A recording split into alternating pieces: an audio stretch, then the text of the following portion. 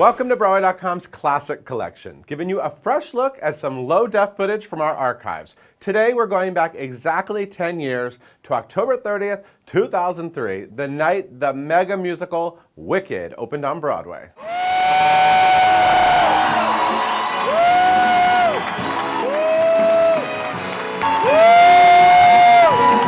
Hear all that whooping next to our cameraman? That was yours truly. But who could blame me for being excited? First of all, I love anything Wizard of Oz, but what I really love are big, bold musicals that take a chance.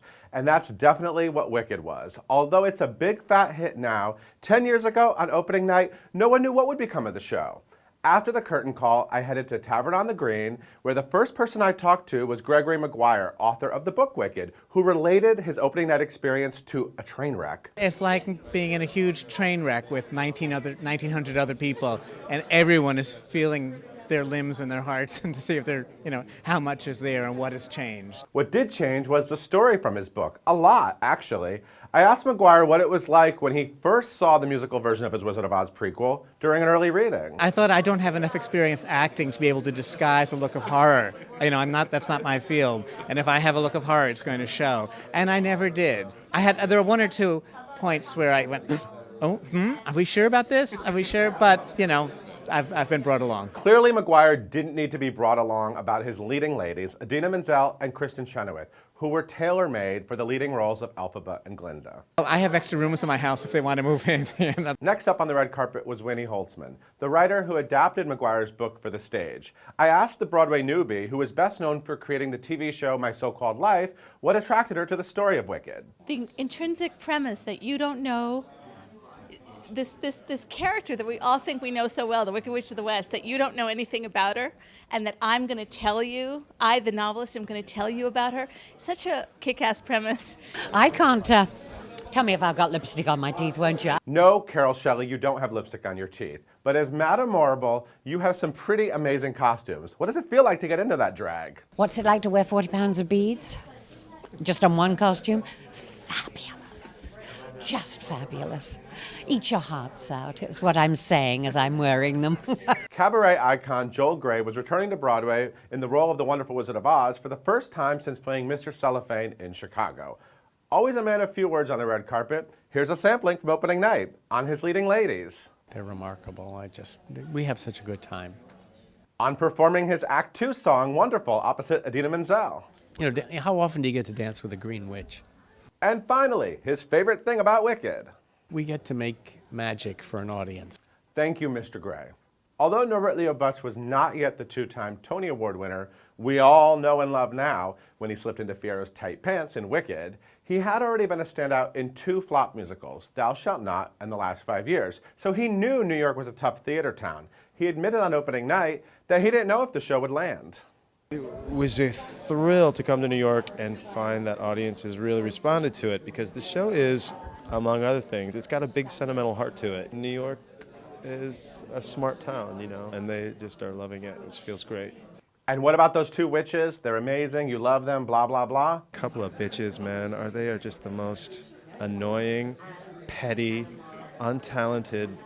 They're amazing. I mean, they're like you put them together and you have the absolute perfect woman. You have I don't know, Diana. You have some Greek goddess or something. Idina Menzel certainly looked like a goddess at the party.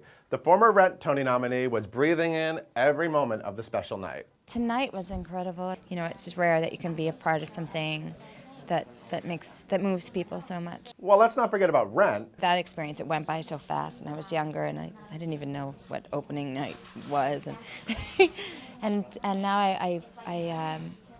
I've been having those moments of realizing that when I was a kid and I went to Broadway and my parents took me, and how I just loved, when the lights came down and the overture started, and just realizing that I'm actually doing that, and, just to take it in, because so often I shrug it away. Menzel's stage career in New York City post-Rent was limited to a short run as Amneris in Aida on Broadway and The Wild Party off-Broadway. So although she probably didn't know she would win a Tony for the role, she knew she had something special in Elphaba. She's everything. She's the heroine, she's the ingenue, the character role. I couldn't ask for a better opportunity. Menzel was not only creating a legendary character, but a legendary onstage partnership with Kristin Chenoweth. I asked her how the relationship developed during the show's early workshop phase. It was just there. It was just from the day we started working together, it was just inherent. I think we both we're different sides of the spectrum, and we just appreciate what each other has.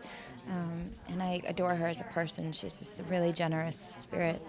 Here's that generous spirit herself, who is returning to Broadway after a 4-year absence and celebrating her amazing entrance from above as Glinda. I'll never have an entrance like that ever again in my career, and I know that, so I'm gonna enjoy it while I'm in the show. Chenoweth admitted the real bubbles that accompanied her To Die For entrance were not always her favorite co-stars. The bubble juice does get in my hair, and I don't like that. And sometimes I've swallowed a couple. Going up for a big high note, that's not good. But most of the time they stay out of my way, those bubbles. Growing up in Oklahoma, Chenoweth said she was always drawn to sweet Glinda in The Wizard of Oz. Well, I can remember watching the musical as a kid and thinking, something's up with that Glinda. And she just is always the same. And, you know, she's just like, oh, she can't hurt you. I mean, it's like, is she fake? So what I liked about this play is I wanted to kind of have that element to her, but then have all these other layers. Of course, I had to ask her about her onstage chemistry with Menzel, who she would star opposite for her entire 10-month run in the show. We're very different, but when it comes to that time to be together, we are together. It's cool that it's about two women. I like that, because you usually got the female lead and the male lead, and this time there's two of us. So I like that. Chenoweth then relayed the moment that the two witches may have looked right into the show's future without the help of a crystal ball. I looked at her at the first night and I said, I guess this is going to be a hit. Well, this is my first hit. I think it's going to be a hit. I cried because first of all, I was back on Broadway and I've been gone for a while. And secondly, just that they liked the story and they went along the ride with us. Yes, they definitely did go along for the ride, ladies. Thank you for joining me for this throwback from the Broadway.com Classic Collection. And happy 10th anniversary to Wicked.